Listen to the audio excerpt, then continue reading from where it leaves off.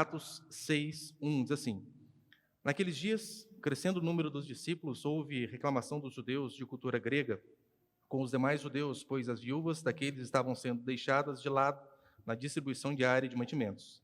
Em razão disso, os 12 convocaram a multidão dos discípulos e disseram: Não faz sentido que deixemos a palavra de Deus e sirvamos as mesas. Portanto, irmãos, escolhei dentre vós 7 homens de boa reputação, cheios do Espírito Santo e de sabedoria, aos quais encarregaremos deste serviço. Mas nós nos devotaremos à oração e ao ministério da palavra. Até aí, até o 4. Olha para cá, por favor. Vi, tem que apertar um men, hein? Solta então.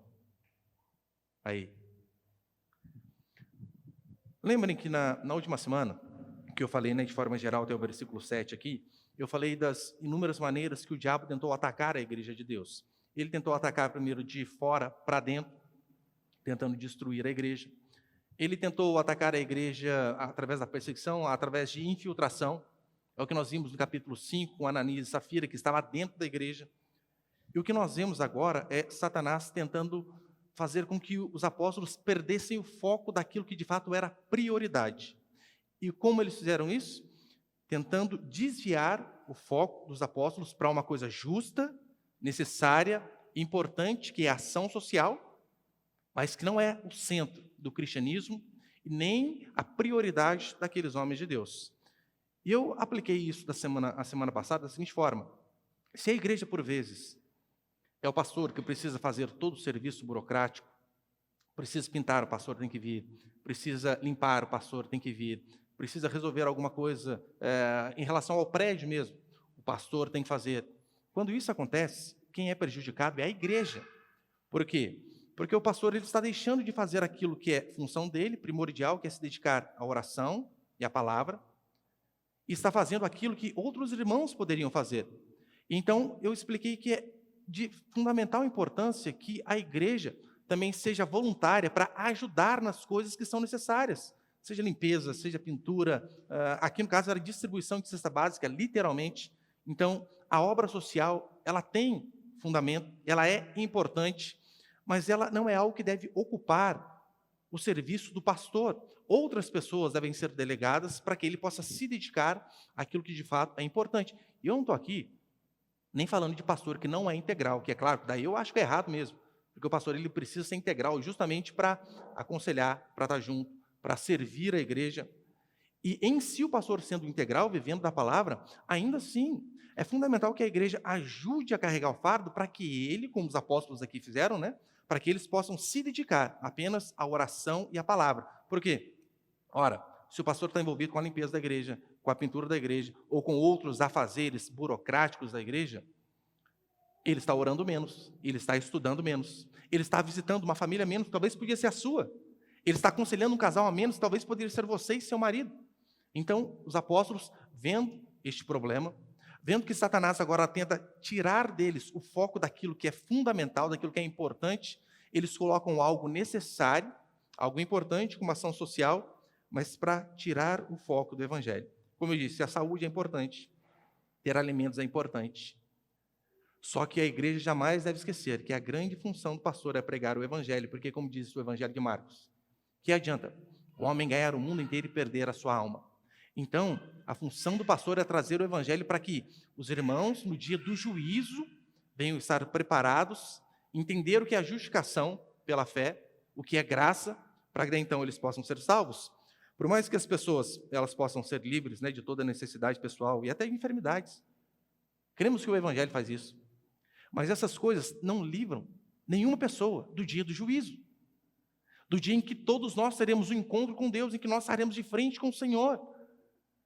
Todos nós chegaremos a esse dia. E Hebreus deixa bem claro: aos homens é ordenado morrerem uma só vez, vindo depois disso o juízo.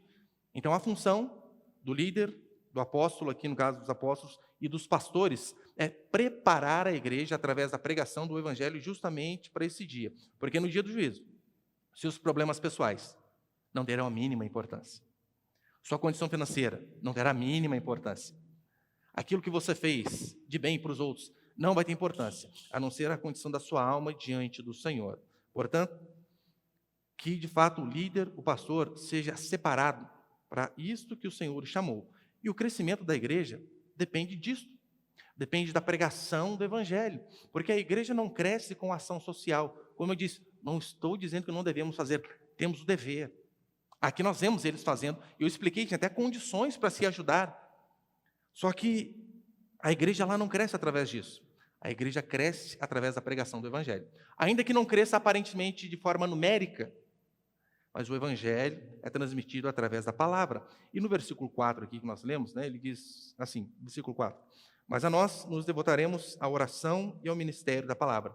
Você reparou que aqui a oração vem antes da palavra? Pastor, mas calma aí. A pregação, de fato, não é o mais importante.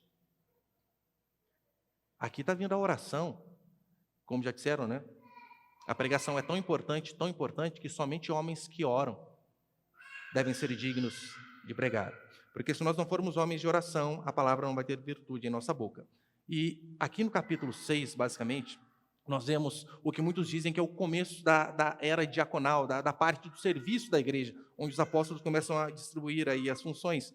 E veja, a função ali basicamente era essa: distribuir alimentos e dinheiro para aquisição de alimentos. Porque lembra que em Atos 5 as pessoas doavam suas propriedades, levavam o dinheiro aos pés dos apóstolos para que fosse distribuído? Era justamente para que essas necessidades fossem supridas. E é então para fazer este serviço diaconal, de servir as mesas, olha a qualificação que é colocada no versículo 3. Os sarrafos, os apóstolos já colocam lá em cima. Versículo 3. Portanto, irmãos, escolhei dentre vós 7 homens, de boa reputação, cheios do Espírito Santo e sabedoria, aos quais encarregaremos deste serviço. Eu acredito que essas características aqui, elas não devem apenas fazer parte da liderança da igreja, porque aqui foram líderes que foram levantados para ajudar os apóstolos. E é claro que essas características não devem fazer parte apenas da liderança, mas deve ser o objetivo de todos os cristãos, sem exceção. Pessoas que de fato têm uma boa reputação, cheios do Espírito Santo, de sabedoria.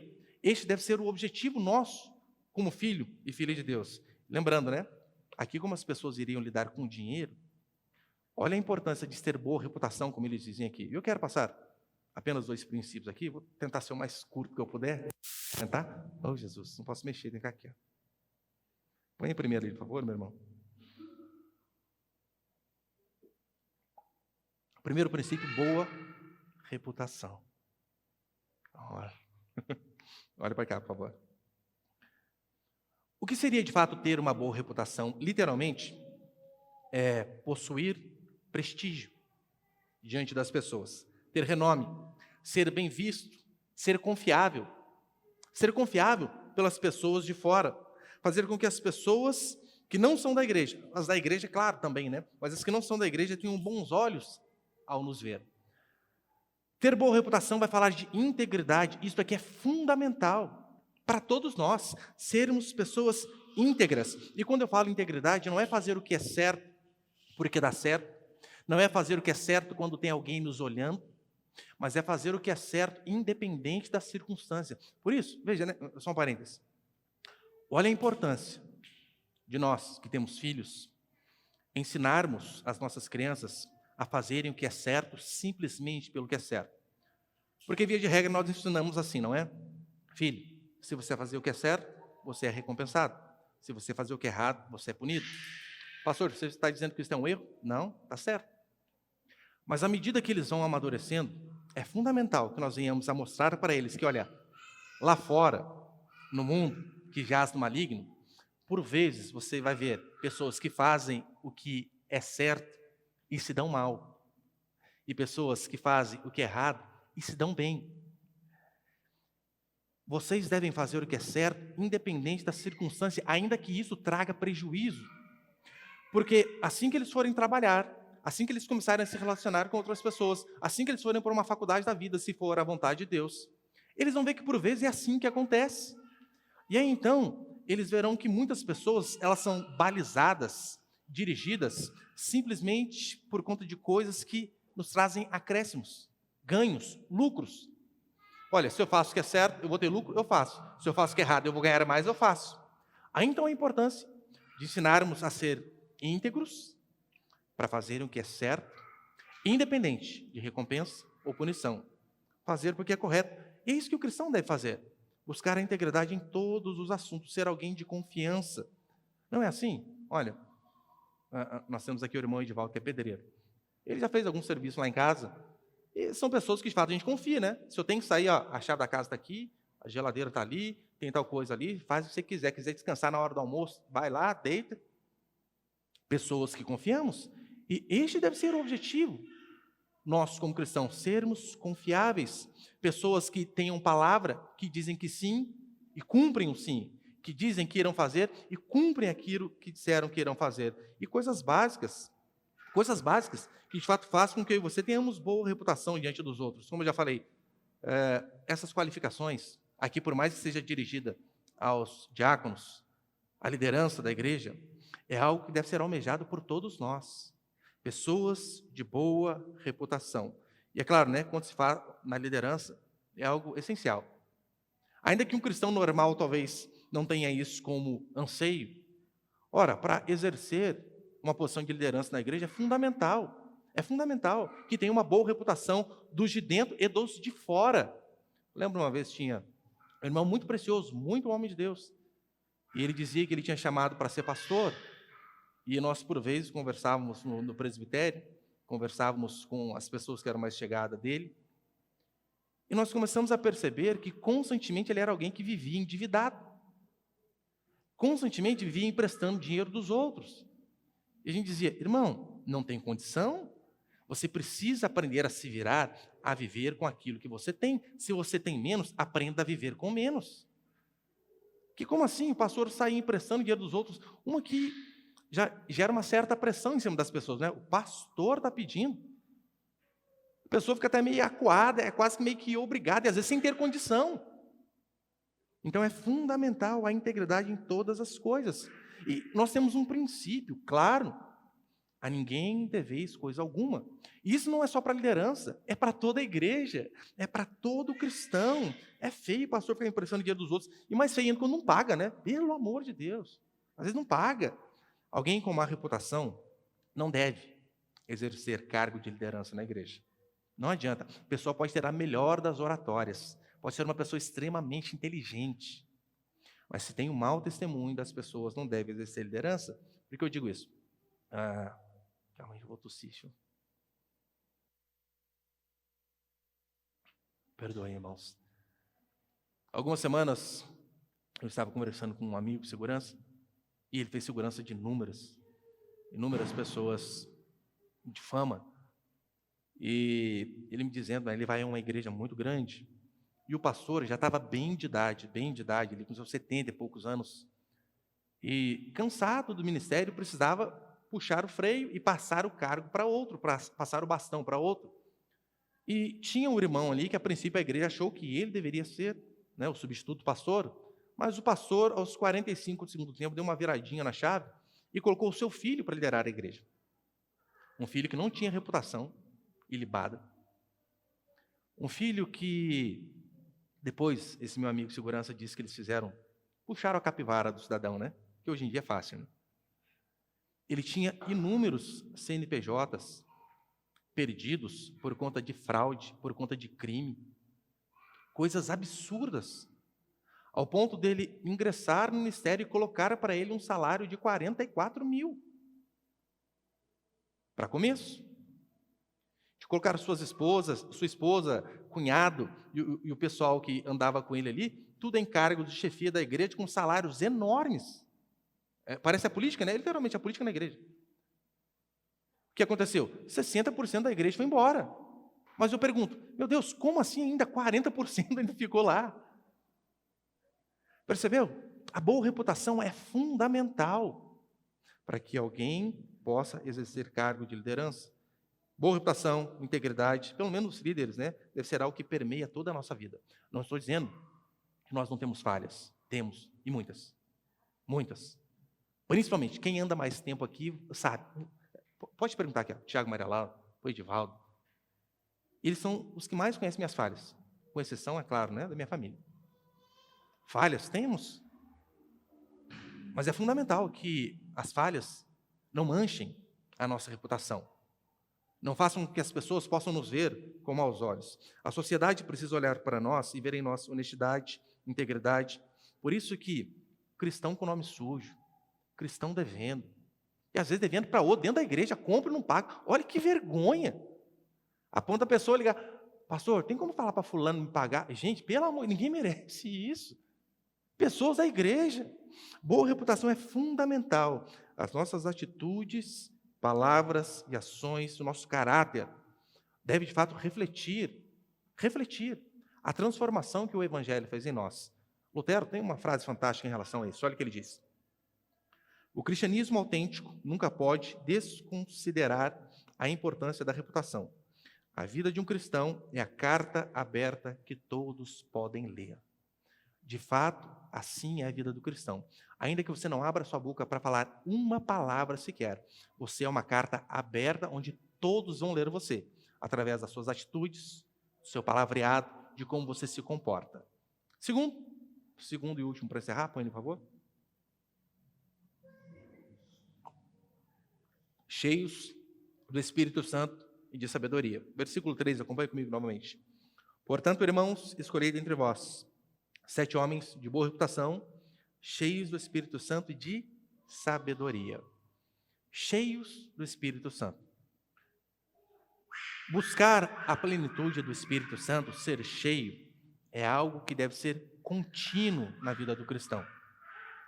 Você não busca apenas nos cultos, você não busca em apenas um período da sua vida, mas buscar ser cheio do Espírito Santo é algo que nós devemos buscar constantemente. Pastor, e como fazemos isso? Paulo coloca uma lista lá em Efésios capítulo 5, lembra? Onde ele diz, olha, não vos embriagueis com vinho, qual é a solução, mas enchei-vos do Espírito. E a tradução também, embriagai-vos com o Espírito, seria correta? Disso aqui você pode se embriagar. Encha-se do Espírito. Como dele vai dizer? Cantando, com salmos, canções, ações de graça. E ele continua, esposas sendo submissas aos seus maridos, maridos amando a sua esposa como Cristo amou a igreja, filhos se sujeitando aos vossos pais. Todas essas são formas de sermos cheios do Espírito Santo. Portanto, é uma busca constante. Eu sei que muitos usam aquela expressão, né? Olha, fulano vai ao culto religiosamente, apenas no sentido pejorativo, no sentido negativo.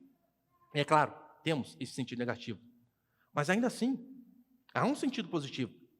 Quando você faz algo religiosamente, significa, né, sistematicamente, significa que independente da circunstância, você faz. Hoje eu estou cansado, mas é culto, vem. Hoje eu estou cansado, estou com dor de cabeça, mas é dia de compromisso. Você vai e cumpre o seu compromisso. É assim que funciona. Por quê? Se nós não formos cheios do Espírito Santo, não tem como eu e você adquirirmos sabedoria. Porque uma coisa é consequência da outra. Somente pessoas cheias do Espírito conseguem ser sábias. Por isso que você vai ver os ímpios. Você encontra pessoas ímpias extremamente inteligentes. Sim. Pessoas que, por exemplo, para os negócios são espetaculares. Para o marketing, sei lá, qualquer coisa. Você encontra pessoas extremamente inteligentes, sábias, impossível. Pastor, por que o senhor está dizendo que é impossível um ímpio ser sábio? Porque Provérbios vai dizer, qual que é o princípio da sabedoria? Temor a Deus. Quem não teme a Deus não é sábio. Pode ser inteligente, mas não é sábio. Homens de sabedoria, de fato, são capazes de resolver coisas, problemas, tomar ali decisões que, humanamente, alguém não pensaria naquilo. Lembra aquele exemplo, diz a Escritura de Salomão, onde 2 mulheres têm bebês, uma dorme em cima do bebê, o bebê dela morre, e ela vê que o outro bebê está dormindo, ela vai, troca, coloca o filho morto com aquela mulher e pega o vivo para ela. E no outro dia, as duas vão diante do rei, uma reclamando, é o meu filho que ela trocou. Ela, não, esse aqui é o meu que está vivo. Você acha que Salomão aprendeu em alguma faculdade aquela sabedoria ali? A hora que ele chama as mulheres, diz assim, faz o seguinte, você está falando que é seu? Tá. Você está falando que é seu? Traz uma espada. Eu vou partir no meio, metade para cada uma e resolvido.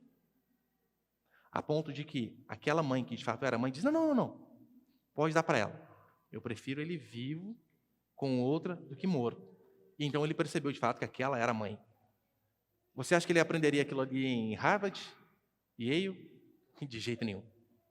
Isso é sabedoria. É onde a inteligência humana não chega. E a sabedoria, ela é inseparável da humildade. Sabe por quê? Porque o sábio, ele reconhece que ele depende do Senhor. Que se Deus não guiar as suas decisões, se Deus não guiar a sua vida, o seu planejamento, ele não sabe fazer nada. E eu sempre, eu diferencio. Tem a pessoa burra, tem a pessoa inteligente, tem a pessoa sábia. Essa semana eu estava conversando com um de meus filhos e dizia assim: fulano, você está vendo o rapazinho lá? Desonra os pais. Você está vendo, rapaz? Não é obediente, não ouve a mãe. Ele está indo para o caminho errado, ele vai ter prejuízo. Eu disse: você tem a escolha de seguir o caminho dele ou fazer diferente. Por quê? O burro é aquele que nunca aprende. O inteligente é aquele que aprende com seus próprios erros. Eu disse ao meu filho: você tem a possibilidade de ser sábio, aprender com o erro dele. Veja onde ele está errando e não repita. Você não precisa se arrebentar, se quebrar, para você aprender algo. Ora, se fulano foi por aquele caminho e deu errado, não vá. Quem é pai aqui sabe como que é? Quantas vezes já não falamos isso para os filhos? Não faz isso. Mas por que, pai? Eu fiz e me arrebentei. Isso aí já é o suficiente. Para quê? Não fazer igual. Então que os filhos também possam ser sábios. Para encerrar, olha, o exemplo que a Bíblia vai dar, por exemplo, José do Egito. José do Egito, em Gênesis, vai dizer que ele era alguém que tinha uma reputação fantástica. Ele tinha uma baita de uma reputação diante ali de Potifar, ganhou a confiança de Potifar, foi preso de forma injusta, ganhou a confiança até do carcereiro. Por ser cheio do Espírito Santo, Deus deu a ele o poder de revelações. Revelando sonhos, ele foi sábio o suficiente para dizer para o rei: olha, rei, pega esse tempo aqui de fartura e guarda. Não sai gastando tudo, não. Aproveita que esse mês deu bom, traduzindo para hoje, Aproveita. Não sai gastando, não. Guarda, faz provisão, porque ali na frente vai vir momentos difíceis. Isso é sabedoria. Agora, o que muitos fazem? Ganham e já sai gastando tudo. É um absurdo, é um absurdo. Daniel é um outro exemplo. Daniel também tinha uma baita de uma reputação, era conhecido por conta de sua fidelidade. Alguém que temia a Deus acima de qualquer coisa, mesmo diante da morte. E você lembra? Olha a integridade de Daniel. Diz a Escritura que haviam 123 políticos. Dos 123, apenas um era honesto. Os outros 122 corruptos. O único honesto, fora de sua nação, sem conhecidos perto, longe de seus pais, podendo fazer o que é errado, que ninguém ia nem perceber. O único honesto numa nação pervertida era Daniel. Para mostrar a mim e a você que, de fato, não somos frutos do ambiente, não somos frutos do meio. Podemos sim sermos fiéis, íntegros, tementes a Deus, mesmo em um mundo perdido. E aqui, sobre Estevão, fala a mesma coisa, só o versículo 5, acompanha comigo. A proposta agradou todos e elegeram Estevão, homem cheio do Espírito Santo e fé. Cheio de fé e cheio do Espírito Santo. Portanto, a boa reputação, sermos cheios do Espírito Santo e, consequentemente, sermos sábios, é algo que deve fazer parte do objetivo de todo cristão. Quanto aos líderes, que era o caso aqui de Atos, muito mais, muito mais. Eu sei, nós viramos um ano aí recentemente, e eu falei isso aqui em alguns cultos passados. Inúmeras pessoas têm metas e metas e metas, não sou contra, deve-se ter metas. Paulo diz: corro, não sem metas. É importante ter as suas metas. Mas que as coisas referentes ao céu, ao reino de Deus, possam sempre ocupar as primeiras posições naquilo que é o nosso desejo, naquilo que é o nosso anseio. E uma das coisas que eu e você devemos buscar é justamente isso: sermos cheios do Espírito Santo, termos uma boa reputação e sermos homens e mulheres sábios. Amém, meus queridos?